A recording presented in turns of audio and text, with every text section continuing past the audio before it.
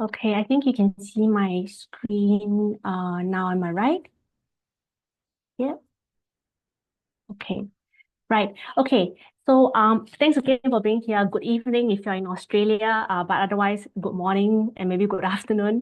Thank you for being here. I'd like to start by acknowledging that I am presenting this work on unceded lands. The traditional owners of these unceded lands are the Wurundjeri Wai Wurrung people. Um, And I'd like to pay my respects to elders, past, present, always was, always will be Aboriginal land. So today, I'll be presenting to you from some work from my book, which we talked about just now, Contesting Chineseness.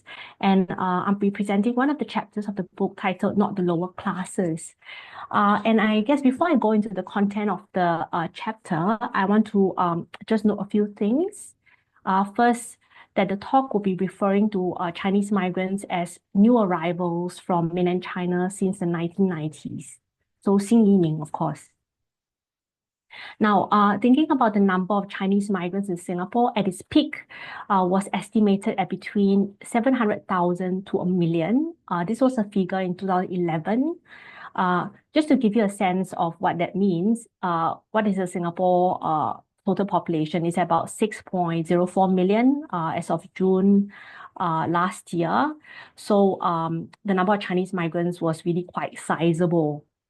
Now, while the number of Chinese nationals in Singapore has since fallen, it is still the second largest migrant population, second only to Malaysians, which is our neighbor, occupying 18% of Singapore's foreign-born population. This is a 2020 figure. It's not easy to get new figures, updated figures, transparent figures in Singapore. So that's what I could get most recently.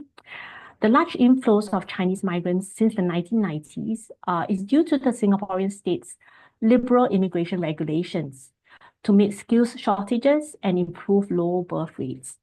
So China is a key source country for both higher wage and high net worth immigrants who are encouraged to settle permanently in Singapore, as well as low wage temporary labor migrants. You might know in Singapore, we have very low birth rates, especially the Singaporean Chinese. So really this kind of liberal immigration policies towards Chinese migrants settling down in Singapore is a move to maintain the status quo of a dominant 75% ethnic Chinese population in Singapore. The reception, however, of new Chinese migrants has been less than warm in Singapore. And I'll be discussing some of these tensions today. And I think for me, these tensions presents a puzzle, right? Why are there tensions between ethnic Chinese settlers and new Chinese arrivals, despite similarities in phenotype, ancestry, and customs? Now, just to quickly talk you through the methods I use for this chapter and for the book, interviews, ethnography, and digital ethnography. Altogether, I spoke to 62 participants, comprising both Singaporean Chinese, 24, and mainland Chinese migrants, about 38.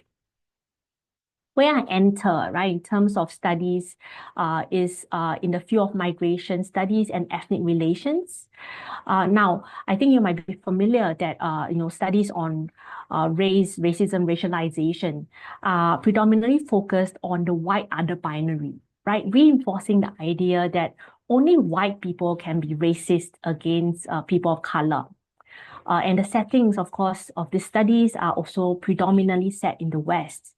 So what I hope to do then is really to through looking at the tensions between the two groups, contribute to looking at racialization, racism beyond skin color, right? That racialization and racism can happen even among people of apparently the same phenotype and beyond Western settings.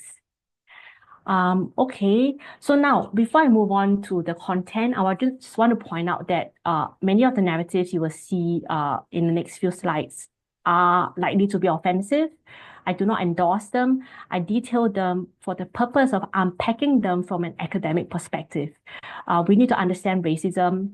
We need to understand racialization in order to fight racism and racialization. So this is where I come from. Okay, so I'd like to start with this quote. The Chinese people Singaporeans don't like, we don't like too. Right? So this quote came from a Chinese migrant, Cici, who had come to the interview with her boyfriend, Teddy. And she said this to me before she even sat down. As professionals in the IT industry, Cici and Teddy, they travel frequently overseas for work and pleasure. And her comment really caught me off guard. She seemed really aware of the stereotypes of Chinese migrants in Singapore. And she was very quick to state that, look, I'm not like them, right? I think importantly, it was an act to identify with Singaporeans. By stating that they did not like the Chinese people, whom Cici later described as people who, I quote, speak, talk loudly on their mobile phones and litter, unquote. She wanted it known that she was more like Singaporeans, who, according to her, are more civilized. Now, as Chinese professionals, CC, right, and some of the studies, other participants are well-traveled cosmopolitans who de-emphasize their Chinese identity. As they told me, they do not choose the countries they live in based on whether there is a large Chinese population. I observed some participants' American accented English as they shared their globe-trotting experiences. And I saw that they imagined themselves as part of an affluent, globally oriented middle class. However, right, as I found out from some of my other participants, professional Chinese migrants' claims to a global middle class are denied by many Singaporean Chinese. Min Hui, for example, she's a scientist. She has lived in Singapore for more than a decade, and in fact, received Singaporean citizenship a couple of years ago. She told me that despite her professional background, of course, very high education, she finds it hard to avoid discrimination. And she thinks that it's perhaps the way she carries herself and maybe her fashion style that marks her, as a Chinese migrant. I think Ming Hui reminded me that even as Chinese migrants, professional status may expedite their claims to former Singaporean citizenship. Singaporean Chinese everyday imaginaries can manifest to deny them cultural citizenship, which is the right to be different and to belong. Now, I want to note here very quickly that Chinese migrants like Ming Hui and Cici are different from the very rich people from China who migrate to Singapore.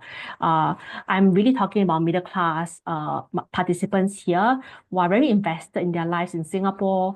They often have already bought or are looking to buy government housing in Singapore and hope to settle permanently and build their futures, bring up children in Singapore. Okay, now I'm going to turn to Singaporean Chinese narratives. Like Janet, for example, she's a Singaporean Chinese woman, and she tells me that she has often been mistaken for a Chinese migrant in Singapore, which she thinks she makes her feel, I quote, insulted, unquote, despite attempts to appease her by attributing the mistake to her fairness and beauty. She spoke to me about the difference between Singaporean Chinese and Chinese migrants, making several references to dressing. I think you can see the quote over there from Janet. I won't read it. So I asked Janet if she has taken any measures to avoid being mistaken for a Chinese migrant. And she said she has by, I quote, dressing properly, unquote, and wearing shoes. I must have appeared baffled at the mention of shoes, as she quickly laughed and informed me that, I quote, China girls don't wear shoes, unquote. I was curious, what do they wear? Slippers or sandals, Janet tells me, in a very weird dress style. So the way Chinese migrants dress was an issue that turned up repeatedly in my research. You can see from the quote from Mary over there, for example. She's a Singaporean Chinese who works in the sales department, so she deals intimately with clothes on an everyday basis. And she says she's very familiar with the many Chinese migrants who work alongside her or who are customers. Now, while talking with Mary, I mentioned that I personally found it hard to tell a Chinese migrant from a Singaporean Chinese, to which she confidently replied, we can mostly tell it's easy. Chinese like to wear socks with sandals. So I picked up that picture over there. I think that's what she's talking about. Mary's narrative reminded me that my confession of the inability to tell Chinese migrants apart from Singaporean Chinese was almost always met with Singaporean Chinese participants assuring me that they can. Benjamin, for instance, right? He's a sales manager, and he tells me that if one is a Chinese migrant, he can tell very quickly through the way they walk and their dressing. And he tells me that telltale signs of a China Chinese were in the malfunction way that they dress. And he assured me that while Singaporeans may not be the best dressers, Chinese migrants were worse off as they mismatched their clothes. And he explained that Chinese migrants are all out. Basically, he means that they dress their best because apparently they came from the village, insinuating that Chinese migrants overdress since they are unfamiliar with city dwellers' dress styles. Now, other than the lack of taste in dressing, hygiene was a recurring theme in my research. Alongside Mary, right, I also spoke with Jiahua and Carrie. So there was like a group interview. Jiahua works at a food court, and she told me that there are Singaporeans who would be unhappy to be served by Chinese migrants at a food store. And I asked why. And Carrie interrupted to say they're very dirty. To which Jiahua quipped, it's true. So you can see in the slide over there, again, I won't read it.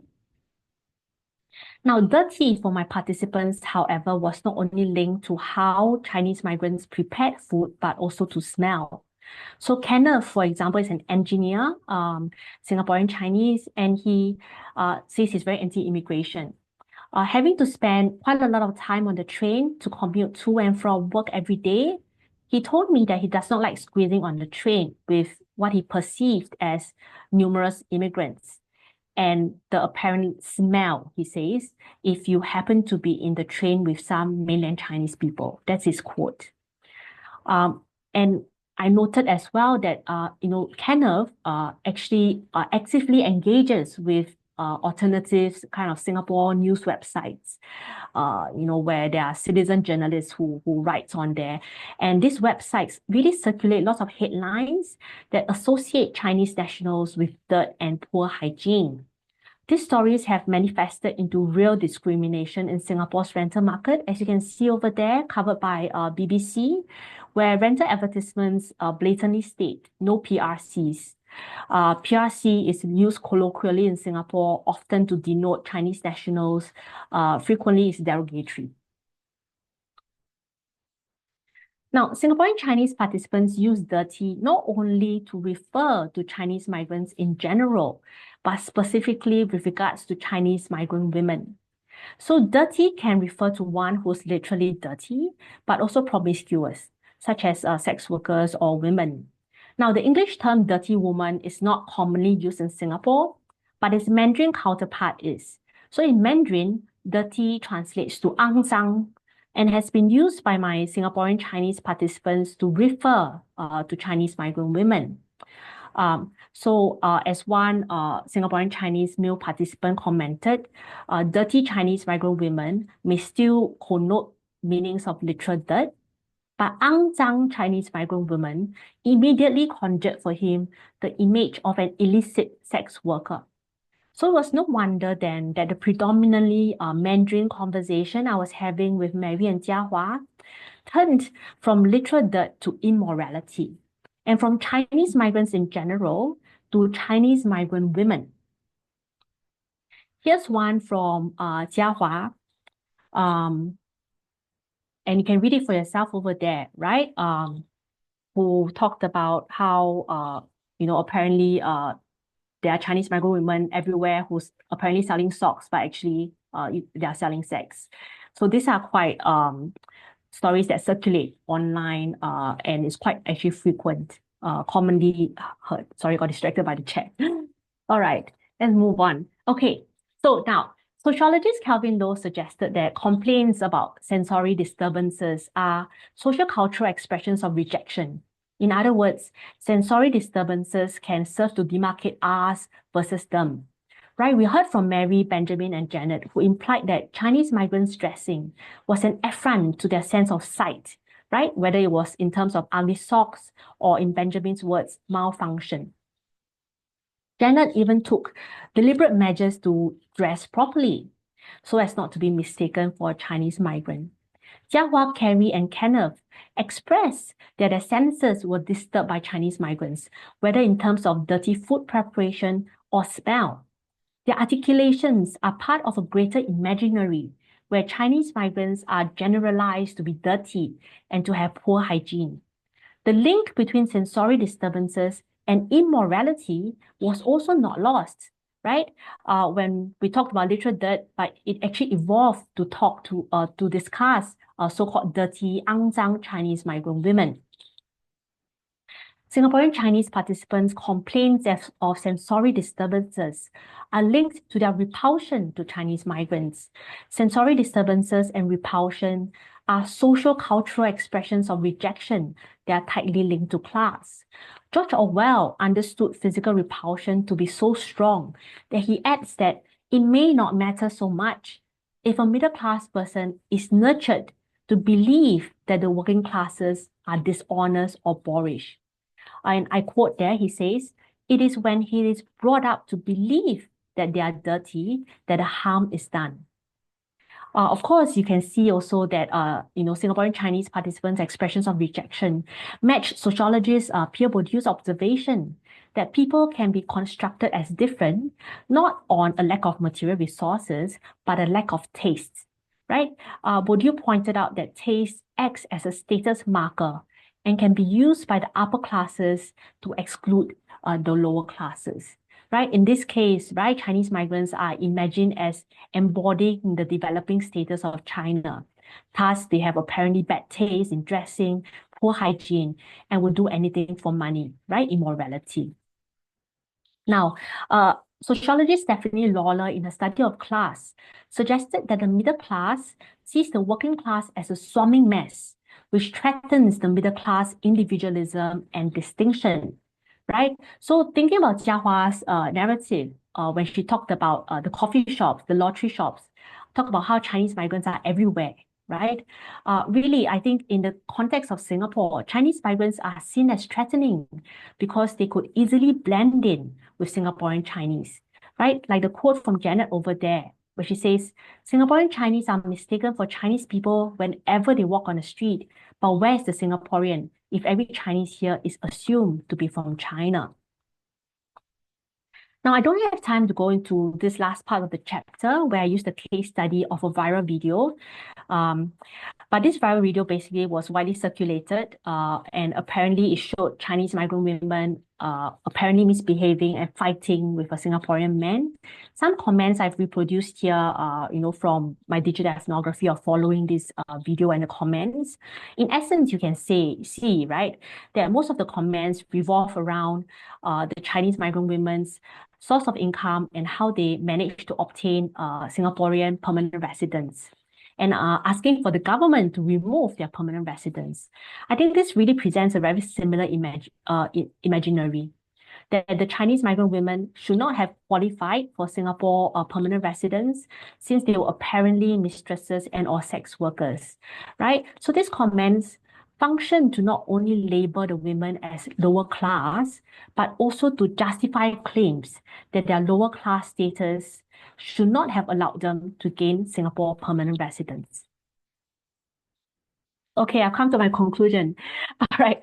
So very quickly, right, I've shown how Singaporean Chinese use sensory disturbances and repulsion to differentiate Chinese migrants as the lower classes, right? And returning then to CC and the middle class Chinese migrants I discussed who want to identify with a global middle class, right? And they might even possess permanent residence or citizenship in Singapore. But Singaporean Chinese imaginaries of Chineseness don't differentiate them from where they were born.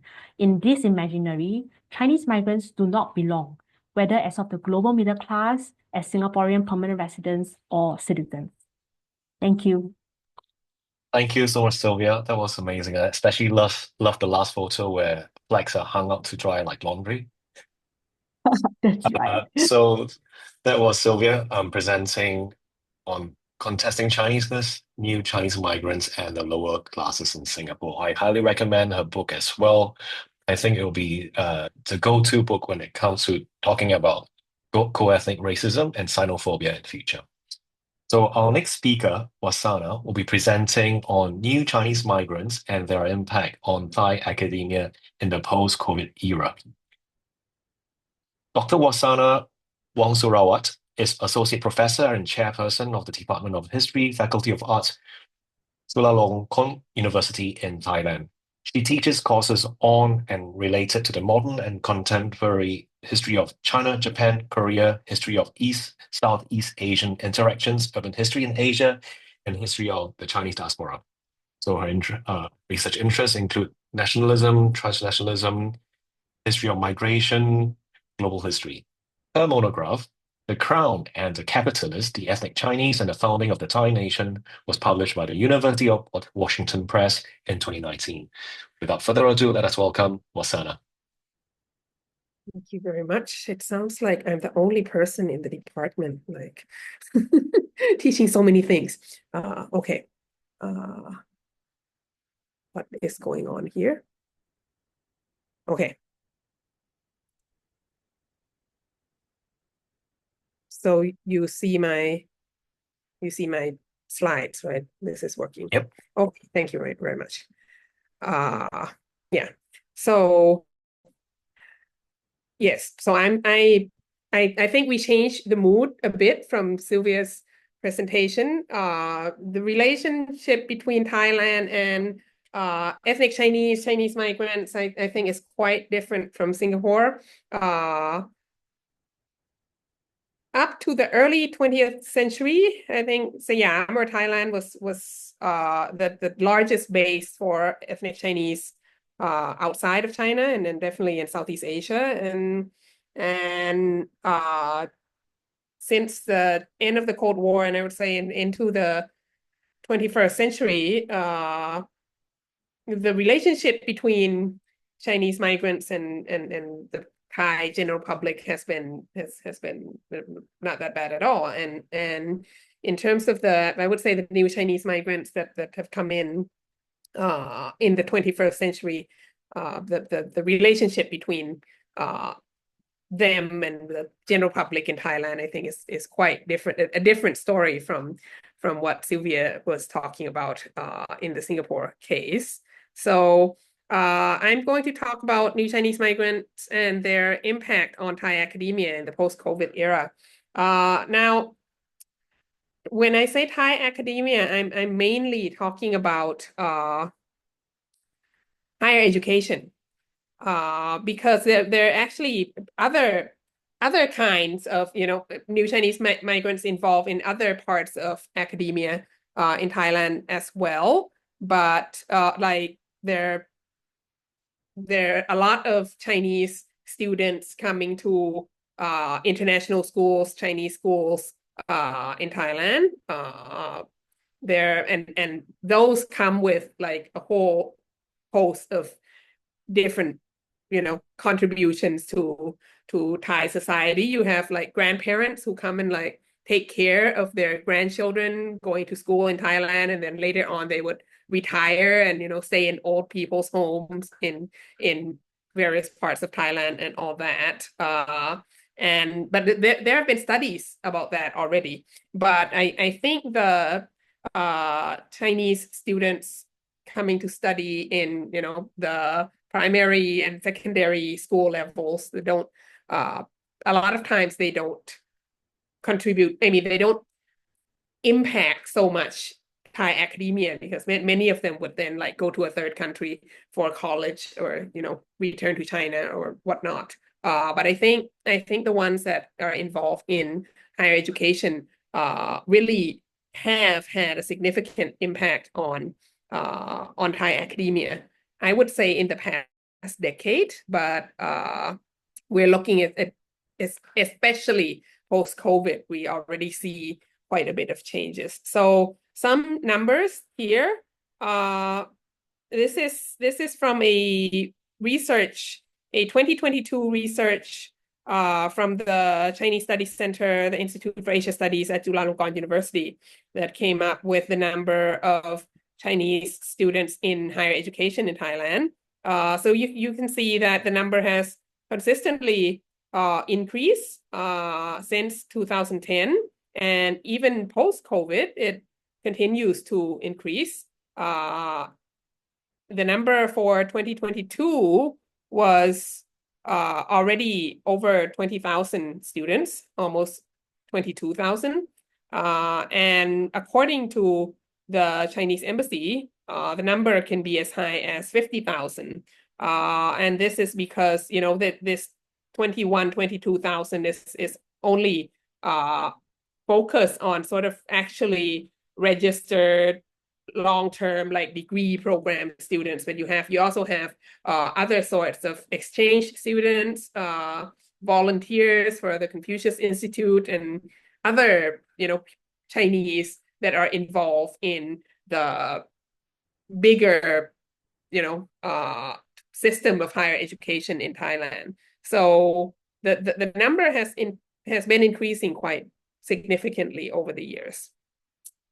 And where do they go? This is interesting. This is, of course, the rankings from 2022. These are the top 10 universities where with highest Chinese enrollment. I believe, I know that at this point, number 3 on this list here, Grove University has replaced Thurukit Bandit DPU as the number 1 university with the highest Chinese enrollment already. And it is actually quite interesting. If you look at this list of 10 universities, they don't offer the exact same products to Chinese students coming to study. I would say I would divide them into 2 large groups. The first group is the ones that get, you know, the largest numbers. I would say the top 3 maybe are private universities that provide undergraduate degree programs that are taught completely in Chinese. And yeah, so they mainly focus on undergraduate students. And these universities like DPU, ABAC, and Grove University, they would receive a large number of enrollment from Chinese from mainland China. And this happens because there are some there's a large surplus of college age students in China who, you know, have trouble getting into public universities in their areas. There's some provinces that have few public universities and not enough and whatnot. And Thailand is close enough, and Thailand is very China friendly, and so and it's not that expensive to come and study in Thailand. So they choose to come and study in these private universities program that provide an undergraduate degree programs taught completely in Chinese. And they come in large numbers. DPU, the numbers from 2022 shows that DPU, this Thurukit Pandit University, has up to 40% of its entire enrollment being Chinese students. Grove University, I believe at the moment, my understanding is that the majority of the students, more than 50% of the students enrolled in Grove University, are Chinese. And in a way, this is it works both ways. It's actually a lifeline for many of these private universities, because Thailand is also experiencing a rather serious case of aging society. So we're having fewer children, and there are fewer college age kids to enter universities, and they would, you know, normally in Thailand, they would compete to get into public universities first. So the numbers of people enrolling for these private universities are have been going down over the years, and so enrollment from Chinese students help a lot these universities. So they have been growing. There have been more and more private universities that are getting into this, this business of providing degree programs in the Chinese language, and it's all sorts of degrees. It's in the science, technology, and humanities, and social science, management, whatnot.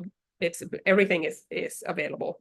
And another part of this list are also public universities that provide international degree programs. But the largest number of international students that come to these international degree programs are Chinese. And a lot of times these are graduate programs. So the international program, which is taught in English, would the main clients would be Chinese now. This is also the case of my home institution, Chulalongkorn University. The majority of international programs in all areas, the largest number of students would be from mainland Chinese. And in this list here, I think the most obvious public university that I put in this category is number 4, which is Chiang Mai University. My understanding is that Chiang Mai University does not provide any degree programs in the Chinese language, but their international programs, both at the undergraduate level and at the graduate level, is very popular among Chinese students. Yes, so the number, this is to explain why the number of Chinese students coming to enroll in higher education in Thailand has been increasing over the years. Even there was only a small drop over the COVID break, but then after that, they're continuing to increase. So this results in a new ecology of Thai academia of sorts, because of course, when you have more and more universities engaging in providing degree programs in the Chinese language, you need Chinese academic staff, or at least you need academic staff that are able to provide courses in the Chinese language. So there's more recruitment of Chinese faculty members. A decade ago, when I just started looking into this, when DPU Thurukit Bandit was on the top of the rankings. I mean, not the rankings, the top of the university with the largest the Chinese student enrollment. A large portion of the faculty members' teachings were actually PhD from Taiwan. But over the years, more and more Chinese from the mainland have been recruited to fill up these positions in these universities.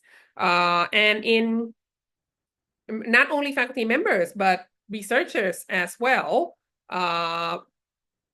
Large public universities like Chulalongkorn University or Chiang Mai University or Thammasat University, with the China rising craze that has been going on, they have encouraged the research on areas relating to China, and there has been also government support to increase the research funding for subjects relating to China, and so many of them have started recruiting Chinese researchers as well. And you ask where these Chinese researchers come from. Many of them are graduates from, maybe they get their first degree in China and then they come to the international programs or other programs in Thai universities. And after they get their degrees, they, work as researchers in Thai universities. Because Chinese students have become such a large part of the international student bodies in Thai universities. Many universities start to have, Chinese affair deans of Chinese affair, or dean, a special position, Chinese administrators to handle the recruitment of Chinese students, and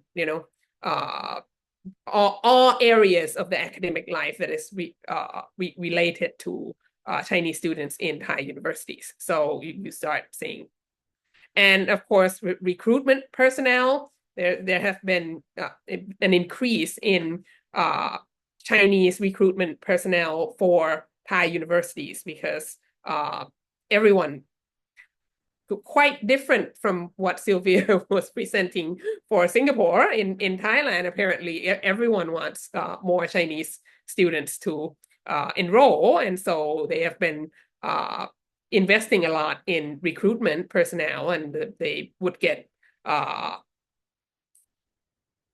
Chinese students who had graduated successfully, to become recruitment personnel for the universities as well. And we also see the what some people call the new Chinatowns. And these are new Chinese college towns that surround these universities. Usually they're around these private universities that have that provide undergraduate degree programs in the Chinese language. So they have a significant number of Chinese student enrollments, like 40%, 50%, over 50% even. And the areas around these universities, I believe the top picture is from around the area of BPU, Thurakit Bandit, and the lower picture is from around Greg University. And what happens is that there's a whole new ecosystem to support like Chinese students.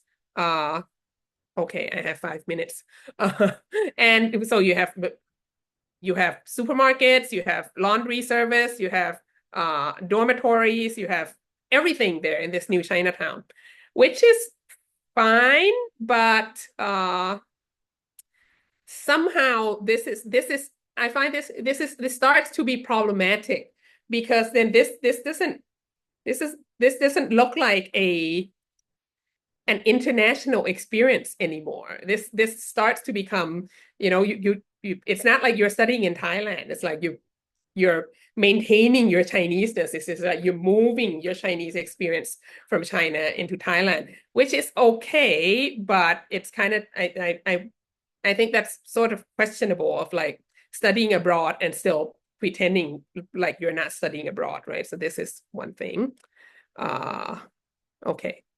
And with that, right, with the growing personnel in universities, in research centers that come with the growing number of students enrolling, you start having engagements between Thai universities and Chinese universities, and also institutions relating to higher education and research in Thailand and in China working together. And most recently, you have the Chinese Academy of Social Science jointly with the National Research Council of Thailand, which is the main research funding agency of the Thai government. They jointly established the Center for Chinese Studies in RCT. And this means that the Chinese Academy of Social Science would be involved in deciding on research grants relating to subjects relating to China. So this then starts to become like problematic, because then there's certain things that would not be funded if it's not, not politically correct, shall we say. And at the same time, with this large group of Chinese students coming in, we also see Thai universities trying to engage in this area of research as well. And this is from my own university. This is the Institute for Asia Studies who provided our numbers at the beginning. And this is something, this is just an example, right? So this is the launching of a research project that is funded by the Chinese embassy. And you see the Chinese ambassador there.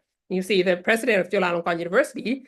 And the Chinese embassy funded this research called Building a Thai-China Community for a Shared Future at Chulalongkorn University. And I'm sitting there and I'm like, we really don't understand the issue of like conflict of interest, right? I mean, to be as a university and engaging in such a research. And so yeah, essentially what I'm, and then recently in the past year, I think this is just from last year, from 2024 and 2023, you start having pieces. This is from The Guardian, but there's also one article from BBC as well that looks into the large number of new Chinese migrants that come to Thailand, especially through this higher educational system, and then they reside in Thailand afterwards. Like this is a quote from this woman who at Chiang Mai University, and she said, coming out of China into Thailand, there's more hope, there's more freedom, and so we want to stay, and that's why we come here. And there's another piece in BBC Thai that interviewed students at Girl University, and they said youth unemployment is so high in China right now, so life is easier in Thailand, and there's more freedom. So we want to be here. But my main question to end here is that it's fine that large number of Chinese students, we have no problem with that, but together with that comes like the increased control in the university, in the courses taught, in the research funding, and everything. That the question is like, is it really more free for Chinese students to come to Thailand and study at this point? Okay, and I end there. Thank you. Thank you so much, Wasana. That was an amazing talk. I have some questions already, so I'll leave them for later.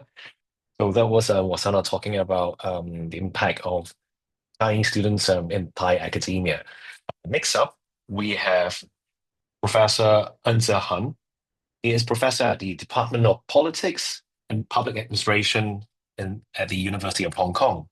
His recent publications include The Ripple Effect, China's Complex Presence in Southeast Asia, published by Oxford University Press, 2024. Asymmetrical Neighbors, Borderland State Building Between China and Southeast Asia, also published by Oxford in 2019. And Contestation and Adaptation, The Politics of National Identity in China, also by Oxford in 2013, and more than 40 academic articles. Dr. Han was awarded Deconstructed Fellow on Contemporary Southeast Asia at the National University of Singapore and Stanford University during 2021 to 2022.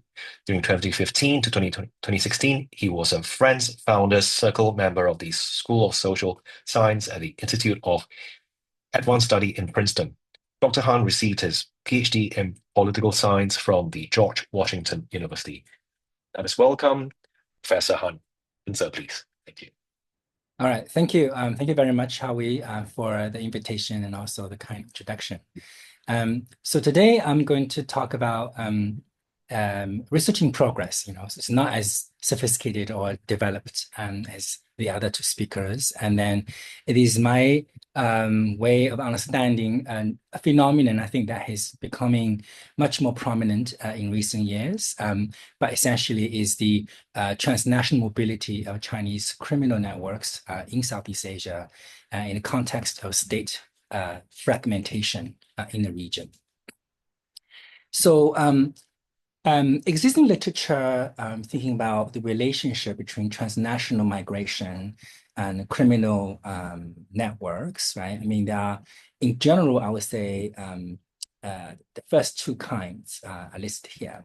So the first one is the common tendency, particularly in the policy world, in terms of the criminalization of transnational migration itself.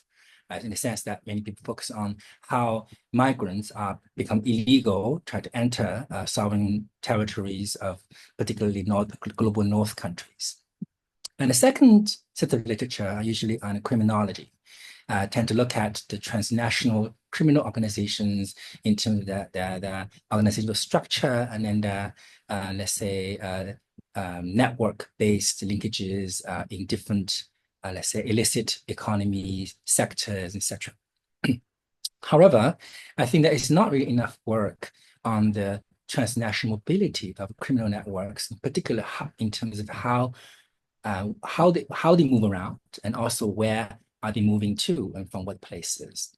So it is in this kind of theoretical framework, and I try to understand what's happening in recent years in Southeast Asia in terms of the proliferation of Chinese criminal networks in the region. Now, first of all, there is actually a long history of Chinese criminal networks in Southeast Asia.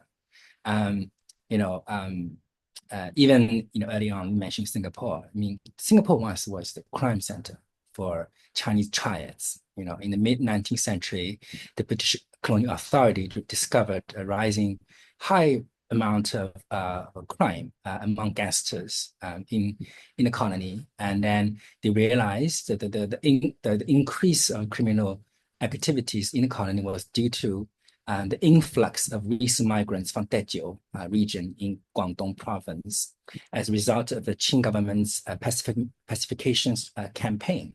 So that's why in 1869, the Ordinance of Suppression of Secret Societies was actually passed as a response to deal with the rising Chinese criminal activities in Singapore. So that means there is actually a long history of ethnic Chinese triads and then criminal networks throughout Southeast Asia, where overseas Chinese migrants tend to concentrate in different sort of urban centers. And later on also, particularly during the Cold War period, let's say the heroin trade, right, from the Golden Triangle, from Myanmar to Bangkok and to Hong Kong and beyond, right, in some ways were also predominantly staffed by ethnic Chinese criminal networks throughout the region. But then again, in recent years is the reopening of the Chinese mainland, right? Basically between 1950 and the late 70s, right? That's the close off of the Chinese mainland. But then since then, the reopening of the Chinese mainland, in particular in recent years, is the globalization of the Chinese economy, the PRC economy. So then newer actors coming out from the PRC start to be either replugged into the pre-existing ethnic Chinese criminal networks, or perhaps in many other instances has taken over, and in some ways has their own sort of ecosystems of how they project their illicit economic activities, and as well as their business empires throughout Southeast Asia. So in recent years, obviously, there are many areas that have gotten media attention in terms of the activities carrying out by the ethnic Chinese criminal networks in Southeast Asia. Now, I would say in this particular context, it is not easy to differentiate who is a Chinese and who is an ethnic Chinese, right? In the sense that there is often this, let's say, conflation of the two. And also, and I will talk in a minute as well, many of those formerly PRC criminal networks, criminal organizations and their ringleaders might have already taken on additional passports from third countries, etc. So in that sense, I actually use the word ethnic Chinese criminal networks sort of more broadly. And then in this kind of context, right, we have seen many reports about drug trafficking, smuggling, human trafficking, but in particular recent years, in particular as a result of this proliferation of scam centers throughout Southeast Asia, from Cambodia to Myanmar, etc. And there is basically this rising concern of the corrosive effect of the Chinese criminal networks, and in terms of their scam operations, and that's basically, like, I think these are the they are right now one of the major concerns of many governments in terms of how they deal with the criminal networks who are predominantly, let's say, formerly from the PRC. So in this context, and I think there are, obviously working on this particular group of people is going to be very hard. Right? I mean, I confess I don't have any direct access to these kind of people. And it also can be quite dangerous, when I previously talked to some of my Thai colleagues, and then they say, don't do it because it's going to be very dangerous, if you try to contact those people, because and obviously by the nature of their profession as well as their relationship with fishy elements of different states, right, it can become very dangerous.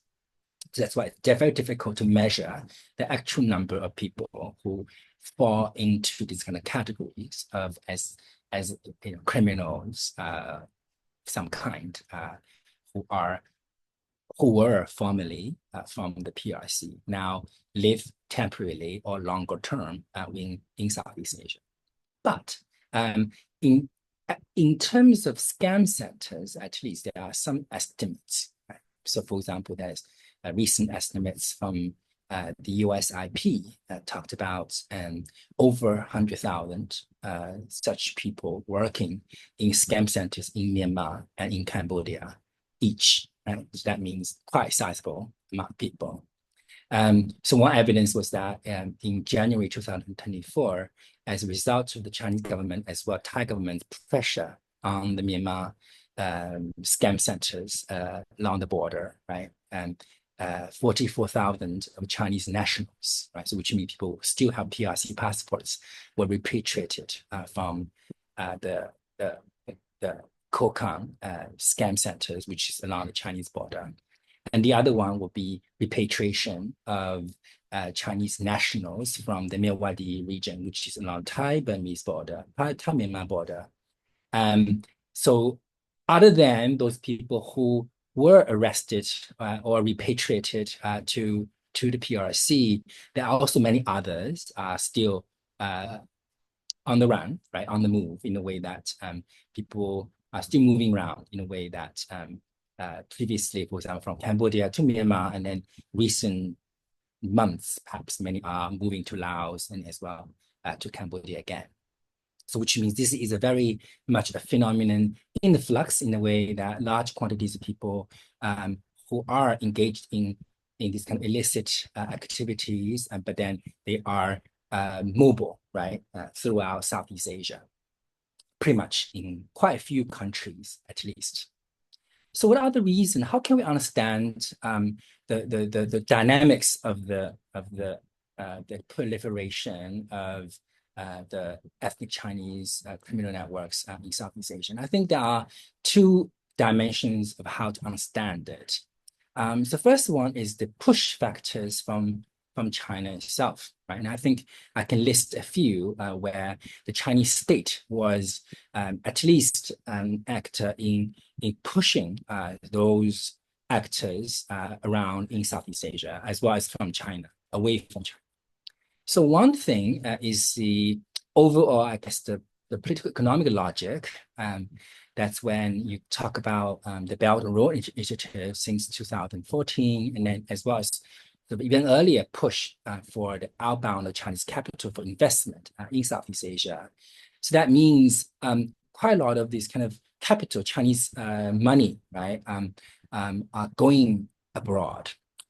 So within this broader phenomenon of, let's say, globalized China, in terms of globalized Chinese economy, other than the legit, let's say, investment from China to Southeast Asia, many also were illicit, many also went into the illicit economy in the region. Right? So for example, before the 2019, right, there was very sizable investment from Chinese businesses into the casino economies in Sihanoukville in Cambodia, right? And so this basically means that at the time, lots of online casinos, hotels, entertainment industry, and many others, they were all in some way lucrative, were injected with high amount of capital from ethnic Chinese businesses. Many are from mainland, some from Hong Kong, some from Macau, some from Malaysia and beyond. Right? So which means it's very much an ethnic Chinese thing in a way that lots of money are going into the illicit sectors in the region. On the other hand, there was also a domestic political push within China itself, as the most recent domestic strike hard campaign that was in 2018. It's called 扫黑除恶, right? Essentially, it's campaign to eliminate the black forces, dark forces, in society. So which was specifically targeted at gang violence within China itself. So that means during the time when the state was striking hard on those elements, and then many probably ended up in prison, but many others were also pushed away from China, right, to try to seek a freer, lesser place that are less under control, right, by the Chinese government. And then that's why many of them went to Philippines and to Cambodia, and as well later on to Myanmar. So the proliferation of the online casino economy in the Philippines as well Cambodia, and then in some ways because those casinos still predominantly targeted the mainland Chinese market. So that means Beijing had an interest to clamp down on those online casinos. So that's why Beijing pressured Philippines and Cambodia both in 2019 try to close down the online casinos in these two places. So in the end, Cambodia did comply and then ended the online casinos in the country, and the Philippines later on after election of Marcos Jr. and also closed down the online casino sectors. And later on, many of those online casinos as well as the people moved on, right? They went to Myanmar and to particular along the Chinese border, but also more so in Karen State, in Myawaddy, along the Thai-Burmese border region. And also recently, we see there was a concerted, coordinated effort by the Chinese law enforcement, and as well as a few pro-China ethnic rebels in Myanmar, particularly the Myanmar MNDAA, which is a Kokang ethnic rebel plus AA, and then Da'ang TNNA, who carried out a military operation in the Kokang that pushed out a few of those scam centers. And I think many of them in the end also end up in Myawaddy, where it's further away from the Chinese state's reach. So this is essentially, I would say, some of those kind of push factors are related with the Chinese state. On the other hand, there is this enabling receptive attitudes within Southeast Asia itself. We do see a relatively neoliberal mobility regimes throughout Southeast Asia, well, different degrees and also with different kind of levels of control. So for example, right, in some contexts, countries have passports can be bought, right? Many of those ethnic Chinese ringleaders in the online casino economy, for example, many have bought, let's say, Cambodian passports, and then even many other ones, European ones, like Turkish and Cyprus passports. But also, I guess in Southeast Asia, there is this kind of gray market where people can buy passports. There are also many schemes where people can achieve residence through investment, right? Then now, obviously, many of those people are legit investment, but again, many other ones are not, right? They are basically sort of fishy economies, etc. So, for example, in the Thailand context, right? Thailand has this kind of a privilege card, right? Elite visa that grant different levels of access and then duration of stay in the country based on how much money you want to pay to the Thai state. So that means many people who would try to carry out businesses in the region can potentially have access to those kind of mobility regime to be able to stay in the region relatively legally, right? And again, and furthermore, more sort of lenient visa regimes in recent years to grant visa-free or visa arrival for PRC nationals in some ways also facilitated the mobility of the Chinese criminal networks within Southeast Asia. And in particular, in Myanmar's context, there is obviously, on the one hand, there is a long history of proliferation of ethnic armed groups in the country. And in particular, since the coup in 2021, right, there is a further state fragmentation with rebel groups of all kinds, right, fighting with each other as well as against the Myanmar military. So in this context, with its long porous borders between Myanmar and China and Myanmar and Thailand, basically make the country much more susceptible for capture, right, by those criminal organizations who partnered with local ethnic organizations to survive or to prosper, right, in many of those border zones along the Thai-Burmese border or along the Chinese border.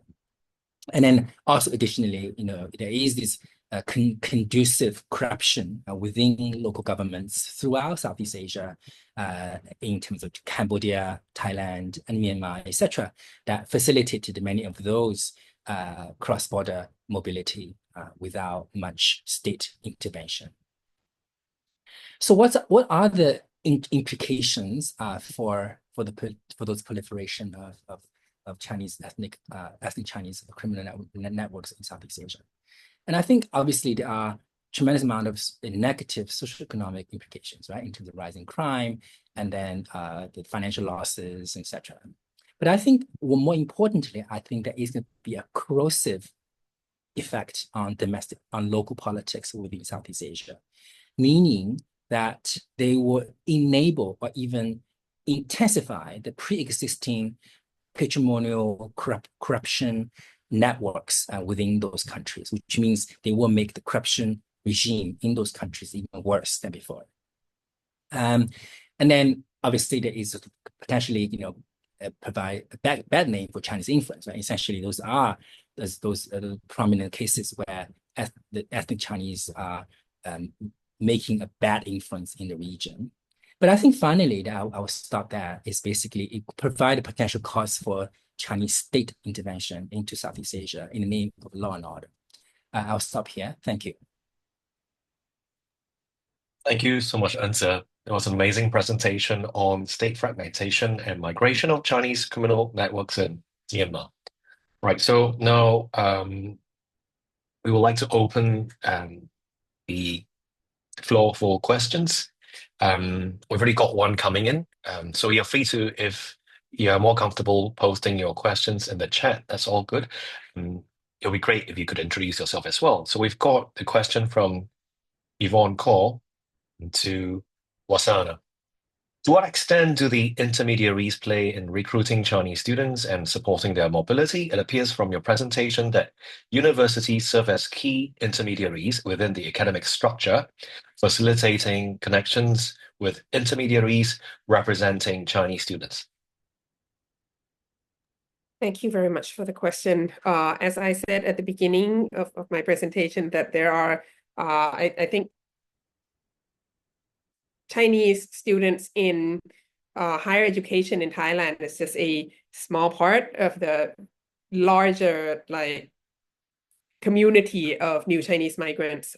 Even in academia, they're in other parts as well. But I think within the circle of the university, I think the university definitely provides, supports this the possibility of connecting with the academic community, and especially for graduate students, people who come for their masters and their PhDs. The university wants to wants to benefit from their connection back home in China to maybe like get more people interested in the program and come more, but at the same time, they also can benefit from the university's network within Thai academia, and also even maybe like research centers or other kind of white collar jobs as well. So yes, to a significant degree, the university does work as an intermediary of sorts. You need to unmute. Yeah, thank you. So thank you very much, Wasan. I hope that answered Yvonne's question. I've got a very quick question for Wasan as well. So you mentioned that there's a conflict of interest when you have all these different partnerships, and some of the partnerships are carried out by Chinese state organizations. So have you come across any topics? Because I'm asking this as someone who works in censorship. So have you come across topics which have been censored under China-funded research in Thailand? Well, how do I say this? All funding for China related topics coming from the National Research Council of Thailand will be considered by the Chinese Academy of Social Science. And I mean, I have never tried, but I don't think like if I'm going to do something on Taiwan independence or, on the Dalai Lama or on like the Uyghurs or something, that I would get funding for that. So, yeah, so I think that is a problem. And on top of that, I didn't talk about this so much, but there's a national security law in China that is very vague and overreaching, and I believe universities in the West experience this as well. I've heard places in the UK having problems with this. Is that is it safe to let your Chinese student write a thesis that would be critical of some aspects of policy of the Chinese government? And then that kind of gets us into self-censorship. And, so there is definitely aspects of like limitations of academic freedom that is linked to this. Yeah. Unmute. Thank you. So this is interesting because you mentioned some of the international experiences now being filtered because the kind of ecosystems that they built, like the cultural context is replicated. So with the numbers and also the interactions, it becomes very much like the migration of the entire context into Thai universities, which you mentioned as well. There appears to be some freedom. Some Chinese are drawn by the freedom in Thailand, but at the same time, there is also a kind of paradoxical situation where they are very much restricted by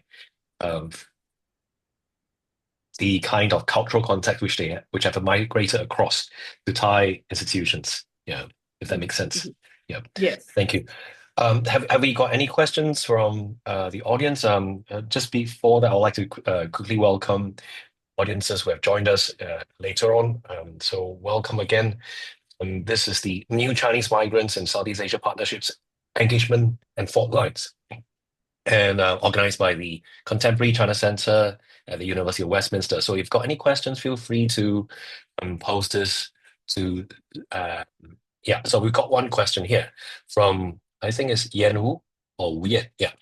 Thank you all for the fascinating presentations. I've got a question for Professor Sylvia Ang regarding your research timeline. When did you conduct field research? Has the kind of discrimination changed in the post-COVID-19 period, given the surge in global anti-Asian racism online during the pandemic and the simultaneous call for solidarity within the Chinese cultural sphere? Thank you. Right. Thank you for your question. So for the research, this research was based on my PhD project. So field work was conducted in My PhD was a long time ago. It was not that long ago. I think it was in maybe 2016. I finished my PhD in 2017, and then I went back for revisits between 2015 to 2018, and I wrote the book which this chapter is on is when I was in Singapore in 2019 and 2020. So it's been a long follow-up. The discrimination, has it changed since post-COVID-19? It's an interesting question.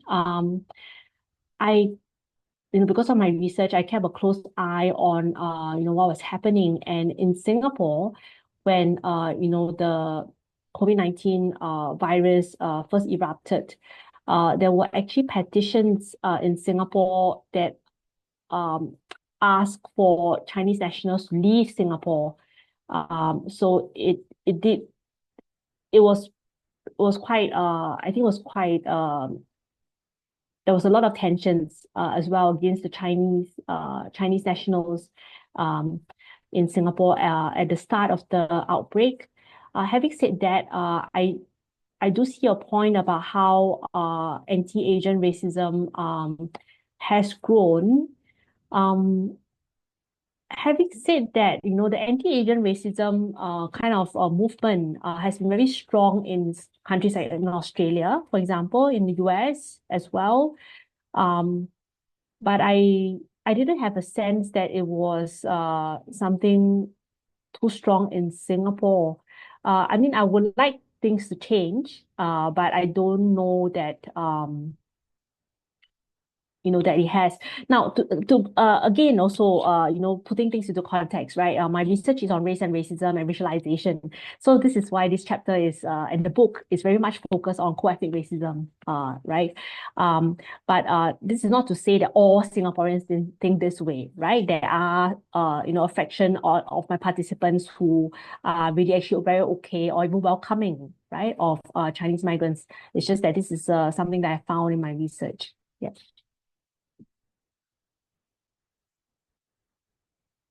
I think there's another question there, Howie.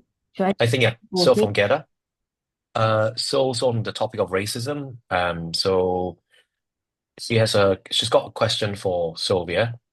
She was struck by the similarity between what you identify as co-ethnic racism in Singapore and the discrimination of rural migrants by Chinese urbanites.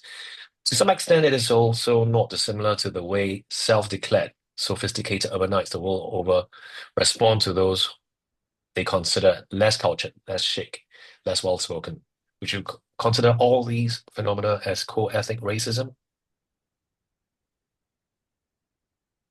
Right. Thanks for your question, Gada. And yes, it's interesting, right? In fact, there is actually a paper I recall that discusses the racialization of rural migrants by Chinese urbanites. You can probably find that paper. So there are, and I think it was by a Chinese author as well. So that's interesting. Now I don't so yes, when we talk about racialization, racism, we, at least for my work, we don't define racism, racialization easily. When we define racialization as, imposing a meaning on a connotation, a meaning on somebody's birth, right? So for example, if you're born in Singapore, you must be lazy, right? So there's immutability. The key word is immutability that is in there, right? And with racism as well, we think about immutability and we think about systems, systemic racism. So of course I go into a lot more detail in my book, but so when I consider it co-ethnic racism, I'm thinking a lot about immutability, that because that the narratives that I'm getting from my research consider that because they are born in China, then they must be a certain way. And that is how then I define it as co-ethnic racism. So in the case of rural versus urban kind of tensions, it depends on really the angle, right, that the researcher is going by, whether they are looking at immutability or not, or systemic racism, I think.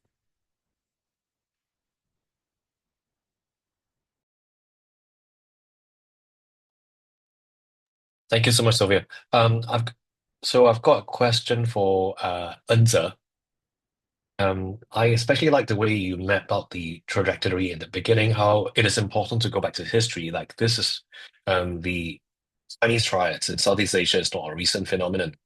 It goes back a long way, back to the 19th or even 19th century or even earlier. So you mentioned that it is quite challenging to be talking to some of these people, obviously because of their criminal activities.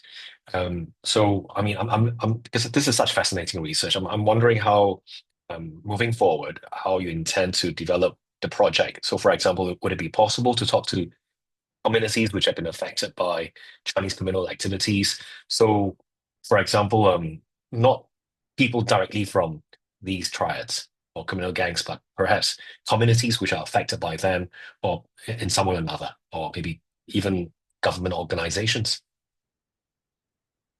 Yeah, I mean, as I said, this is very early stages. Basically, it's a thought like of mine, and then I think, but I'm more interested in terms of its conducive mobility regimes in Southeast Asia, and as well as the political implications for corrosive effects within Southeast Asia itself. Um, so yeah, so but again, as I said, I'm more interested in the theoretical dimension in terms of how can we understand this, like say, I mean, in another dimension of the book, of what we before, is essentially is the illicit dimension, illicit underbelly of the Chinese political economy in Southeast Asia as well, right? So in some ways, we think about the Chinese state and its economic influence in Southeast Asia. There is this overall sort of legit dimension to it, but it's also this underbelly. And I think the underbelly is the one that, let's say, if you think about how to understand Chinese influence in Southeast Asia, are the ones that are going to get the media attentions, and in the end, will become a bad name for Chinese influence in China, in Southeast Asia overall. Thank you very much. So we've got a question from Japascu to Sylvia regarding the management of relations and interactions between Chinese migrants and Chinese Singaporeans. What would your assessment regarding how this racialization or racism is addressed by the Singapore society at large, as through community groups or organizations like the Chinese Clan Associations, for example? Right.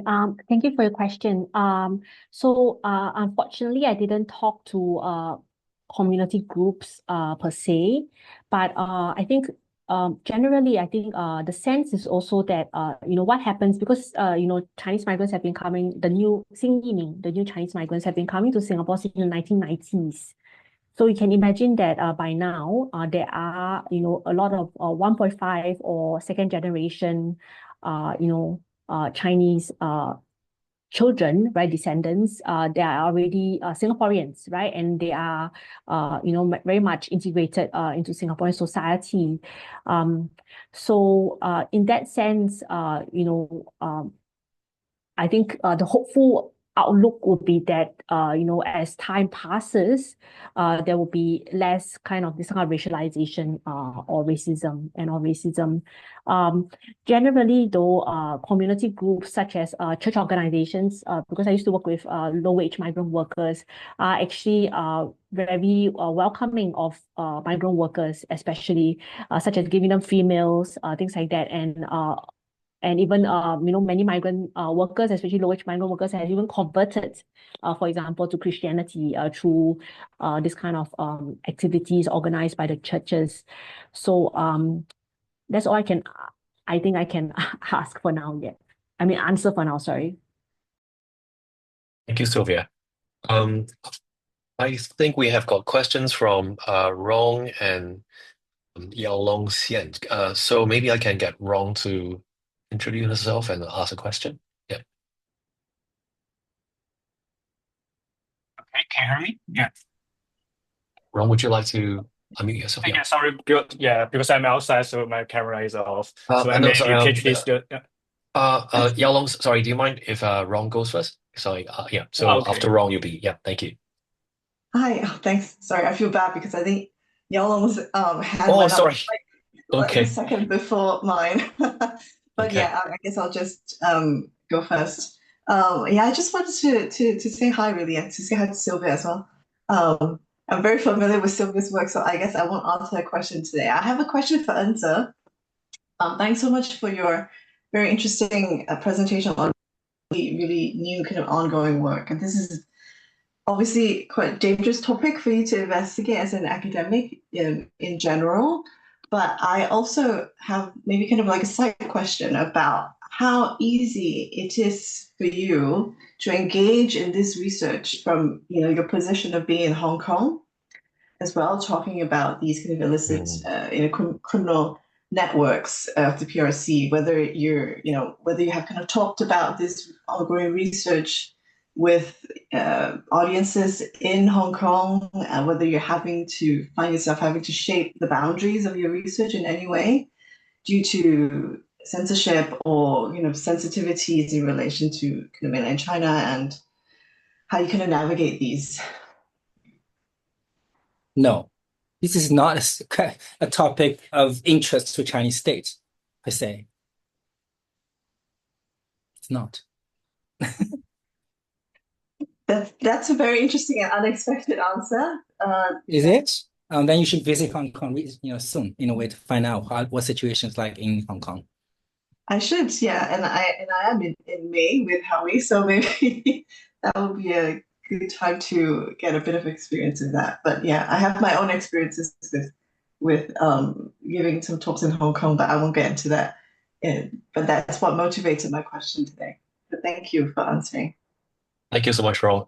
So we have is it Yao Long? Yeah, Okay, if great. you like. Yeah, Yeah. sorry, my camera is off since I'm outside. I also have a question for Professor Han.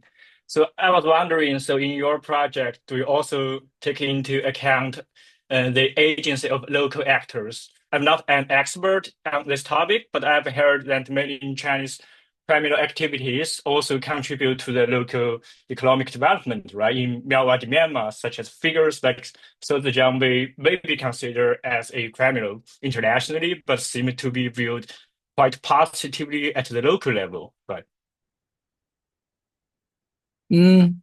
Okay. I think obviously, for every activity, right, there will be beneficiaries, and there will be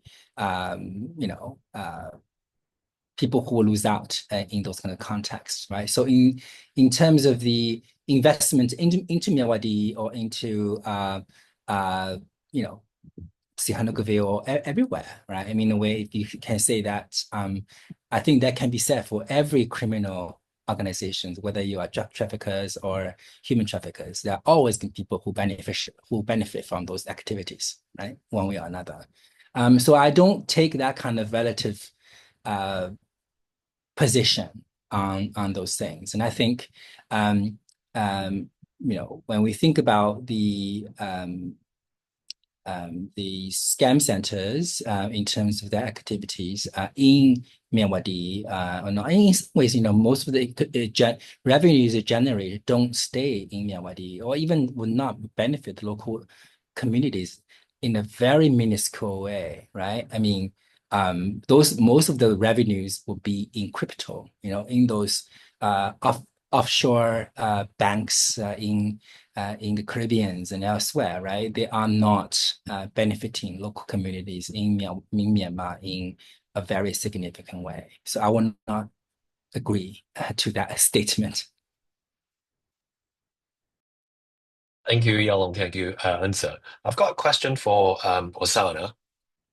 So it seems that we have a situation where now a lot of universities have Chinese political interest in them, because as posted by the Chinese Academy of Social Sciences, for example.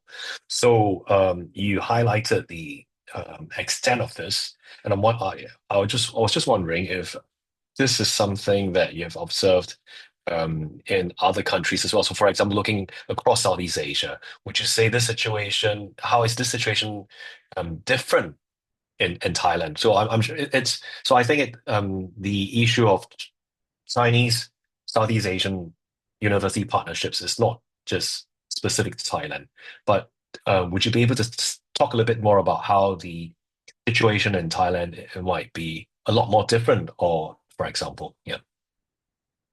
Uh, well, I think this thing with the Chinese state being involved in academia, I think it's something that the Chinese influence in academia all over the world is happening, right?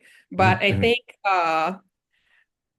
in Southeast Asia, I would say, how should I say this? I mean, I've been to most Southeast Asian countries, but I don't go regularly. The places I go to Singapore regularly. I go to Malaysia fairly regularly. So I can't speak for the whole Southeast Asia, but I can say that Thailand, partly because we were like a military dictatorship up until like 2 years ago or something, and we're still kind of in the process of democratizing. And so I kind of feel that Thai higher education, Thai academia has this problem with like the idea of conflict of interest, right? So under the undemocratic regime for the past, I don't know, 70 years, whatever, since the end of the Second World War, you would see research projects that is so like obviously state propaganda in Thailand, right? And so that's why, now you have like a prominent research center on, Chinese studies receiving funding from the Chinese embassy to do a project on like, community of shared future, Thai China community of shared future, which is like the narrative of the state almost. So I think that's problematic in Thailand. I don't believe it's as bad in Singapore and in Malaysia. Partly because I think institutions in Singapore and Malaysia, at least the top universities, are quite a bit ahead of Thai institutions in terms of like internationalization and understanding the structure of all this. So I think I think it's worse in Thailand than in Singapore and Malaysia. I can't speak for the rest of Southeast Asia. Yeah. Thank you very much. That's very helpful to know because I feel comparisons always allow us to have some perspective. So I think it's important. So I've got a question for Sylvia.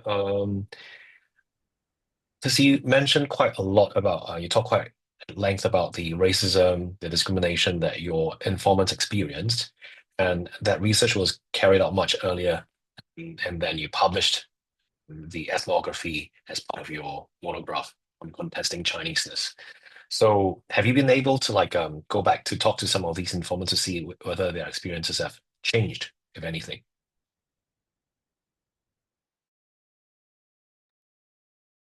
Right. Thanks for your question, Howie. I'll be interested too, but I need to find some funding for that.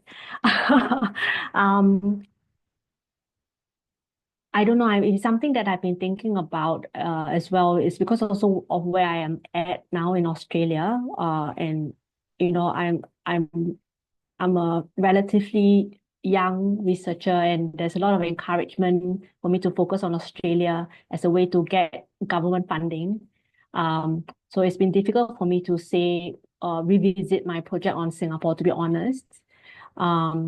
I would be interested, especially with that question about how has it been post-COVID. I think it'd be very interesting to go back and see how previous participants now feel about that.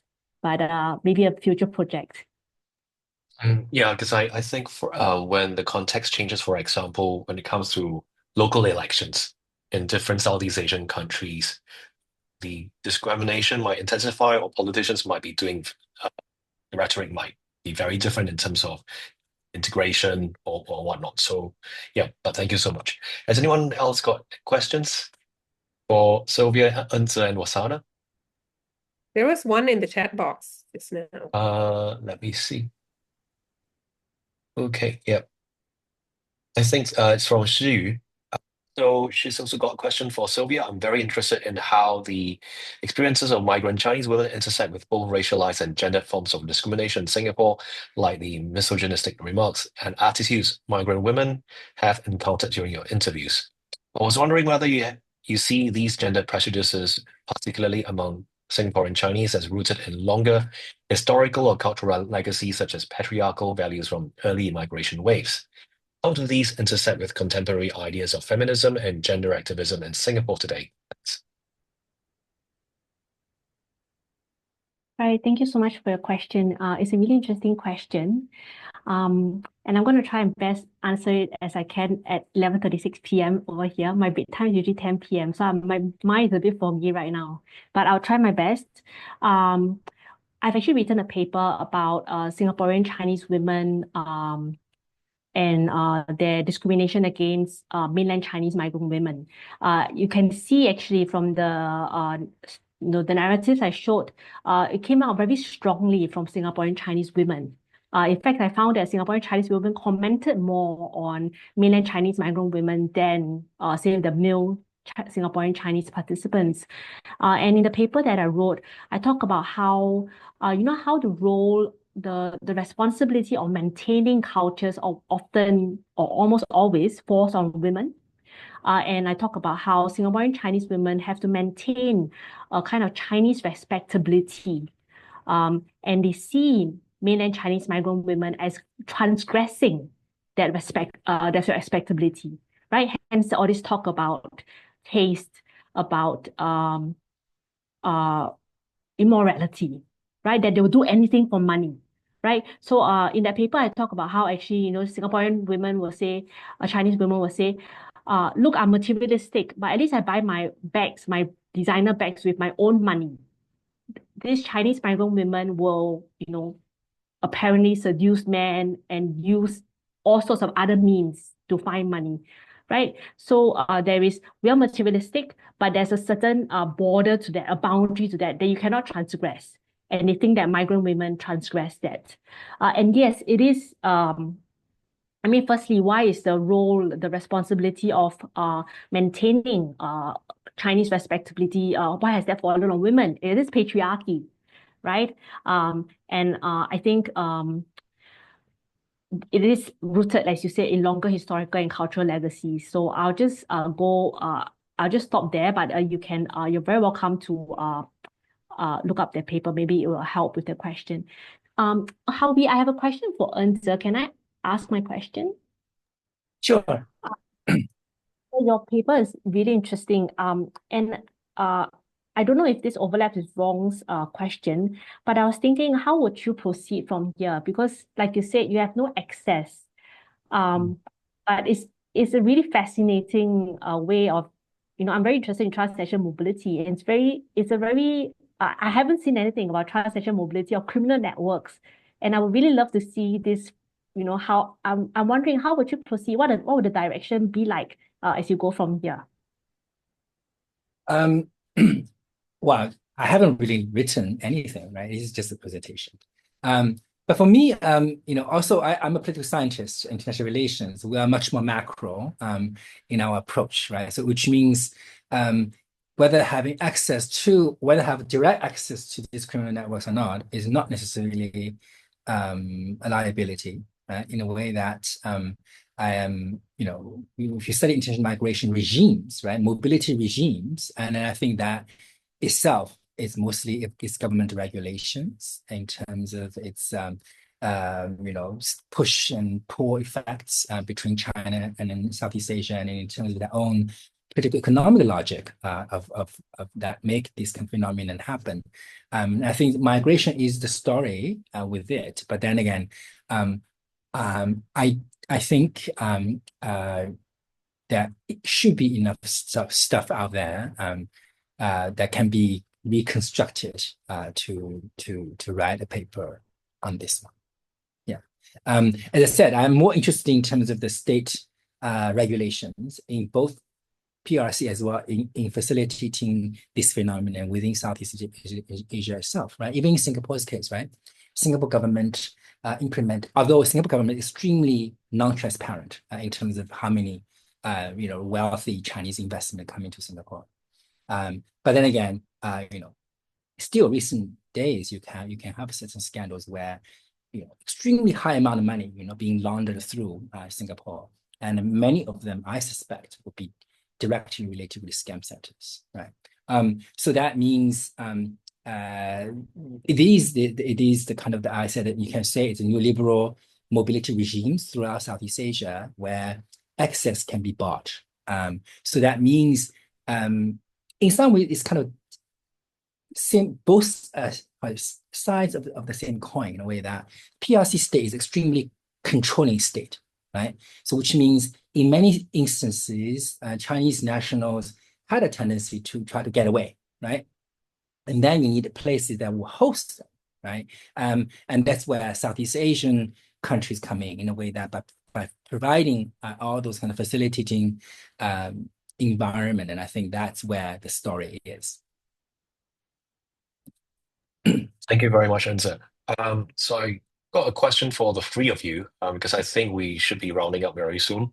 It seems that Could I just say sure. something real quick? Of course, yeah. Go ahead, yeah, I please.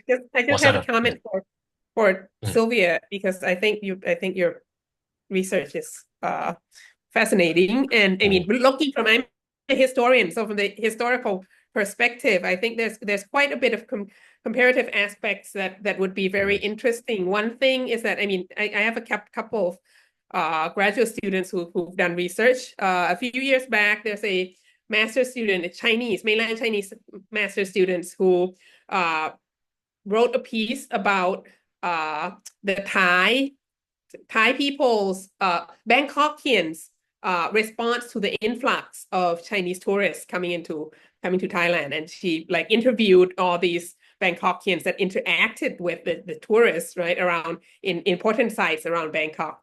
And what she found out was the most negative response came from Bangkok Chinatown. The most negative response to Chinese tourists came from ethnic Chinese, overseas Chinese in Thailand. And I think that's very interesting. There's definitely, I think there's definitely a study in there somewhere. And another thing that I found quite fascinating is that a few years back as well, I have another graduate student who wrote a thesis on the ideal woman of the Singaporean nation state. And the interesting thing is that we were looking at, Singapore as a British colony has this Chinese colonial modernity, right? So back in, the 19th century, early 20th century, it was the Chinese in China that talk about overseas Chinese women in these British colonies being loose women, being dirty women, whatnot, right? But so it's fascinating that now in the 21st century, you have over ethnic Chinese women in Singapore who are saying that, that the mainlanders are the ones with loose morals. That's all. That's all I wanted to say. Thank you. Thank you, Wasan. I also say something along the line. Actually, Mhm. I mean, I understand, Sylvia's entry point as co-ethnics are not supposed to hate each other, but for me, co-ethnic hatred is common, right? I mean, everywhere you find this same, there's nothing really sort of unusual of what you described to me, right? Lots of Malaysian Chinese also have negative opinions towards Singaporeans. Hong Kong tend to look down on Singapore for lack of taste. It's always be the case in terms of different cultural stereotypes, people hold for themselves.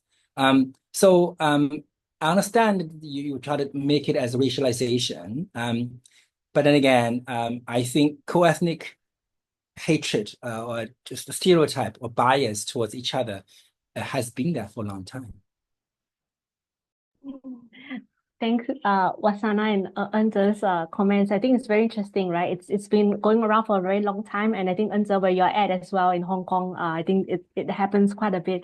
I think what I'm really, I think yes, I'm interested in that, and yes, I don't want to simplify too much, but I think where I'm coming at is I'm really interested in how difference is produced. So at the heart of my research is thinking about not just co-ethnics, but that people are actually more similar than different. But difference gets produced. And then how does Mm. difference get produced when you're the same color and you basically look the same? Right. So for me, that is even more interesting than, producing difference between, say, a white and a black person, which is why I've kind of gone to that. But yeah. Thank you so much, our three speakers. So moving forward, because I know, Enzo, you're going to work on this fascinating project on criminal networks in Myanmar. But of course, I would like you to share, if anything, Enzo, Wasana, and Sylvia, what were your next project on China, Southeast Asian relations in any way, in any aspect, in any field be? Yeah. Would you be planning to do some more research on China, Southeast Asia relations? Yeah. Okay, I'll start. So my academic research for the past 10 years has been on China, Southeast Asia relations. But then again, I work on international relations. So my focus is much more macro, right? But I think, even though I will not call myself as a migration scholar of any kind, but I do have this, how should I say, a few pieces here and there that touch upon the theme of migration or diaspora studies.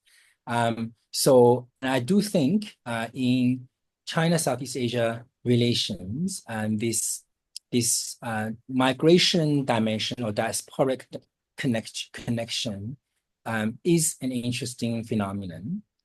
But in my opinion, would need new methodologies and also probably new set of data, right? So something I have been recently started to learn and as well to do is to do survey research in Southeast Asia. And I think those kind of research can provide data and as well as empirical evidence that his previous studies on Chinese migration and diaspora relations in Southeast Asia tend to be from the sociology and let's say sort of history kind of accounts. And so that will provide a different set of data on these kind of perceptions, relations, and etc. Yeah. And Sylvia, would you like to go? Yeah. So maybe Like I yeah. said, sorry, was Anna going? Sorry. Mm. Oh, sorry. Yeah. As I said earlier, I'm feeling a little bit lost as to what my next project will be. I don't want to entirely lose my focus on I think co-ethnics. But at the same time, I'm a little bit tired of talking about racialization and racism already. So where can I go? My research is proceeding more in terms of class now. So I'm very interested in middle classness and how people can become displaced from middle class status due to migration and mobility. So these are things that I'll be heading probably more towards class rather than race, I think, in my future work. It does intersect anyway. My work always intersects. So yeah. Thank you. Osana. Thank you. I'm a historian and I'm interested in decolonizing history. And the thing is that I'm based in Thailand, and the history of Thai-China relations, especially, of the modern times, and the current relations between the People's Republic of China and Thailand was established in 1975. And the narrative has always been that this is under US influence. The Thai government was just doing it according to what the US was telling us to do because, Nixon met Mao and all that. And I don't think that's true. And I'm working on a project we're starting this year, and it's called the anti-American Thai-US relations during the Cold War. And it shows that actually, while the Thai right-wing government was pro-US in the Cold War and anti-communist, but at the same time, they were writing a lot of anti-American things. America is a symbol of bad capitalism. It's against our traditions. It's against Buddhism. It's against everything. It's making us into the world's brothel and all that. So that was going on, and so that's part of it. So it's really, it doesn't make sense to think that, you know, that both the Thai and the Chinese had no agency at all in coming together in the 1970s, and the larger scope of that is to see the agency of the Thais and the agency of the Chinese, and actually how this relations like allowed them to both survive the Cold War and in the end kind of broke free from US dominance as well. So I'm working on that. Yes. That's fascinating and so amazing. On that note, I think that ends our panel on new Chinese migrants teaming in Southeast Asia partnerships, engagement, and spotlight. My name is Howie Ng. On behalf of Contemporary China Center at University of Westminster, thank you everyone for joining us, and let us put our hands together to thank the speakers Enze, Wasana, and Sylvia. Thank you. Thank you. Thank you. Thank you, everyone. Thank you. We'll be making the recording available to YouTube. If you're interested, we could send out the emails once this is ready. Thank you, and have a great afternoon, evening, or night, wherever you are. Thank you.